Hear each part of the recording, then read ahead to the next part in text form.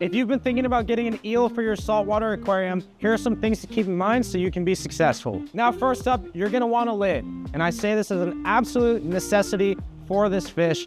And it's not even just any lid. You need a tight-fitting lid. Especially as they get older and bigger, they get strong, and a light lid will be a piece of cake for them to break out. So another thing about eels is they actually can go a very long time without eating, and if you overfeed them, you actually can do serious damage to them. So typically what we recommend on most eel species is to feed them about twice a week. Now, what do we feed our eels? It's gonna depend on what type of eel. So if you've got the ones we commonly stock, that'll be a zebra moray or a snowflake eel.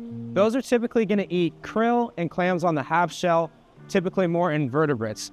If you've got one of the fish eaters, that's gonna be like your tessellata eel, that thing's gonna need silversides. Now, in general, eels are pretty hardy in the saltwater aquarium, but they produce a ton of waste. So you'll find that your nitrate goes up really quickly once you add an eel. So you wanna make sure you're keeping on top of your water changes and making sure your protein skimming is in tip-top shape. Now, a lot of people ask, is an eel gonna eat my fish? The answer is it depends. So if you're gonna do the zebra moray or the snowflake eels, those will not eat fish. Your fish are not in danger, unless they're like tiny, tiny, tiny little fish. They might try to get a snack, but usually not.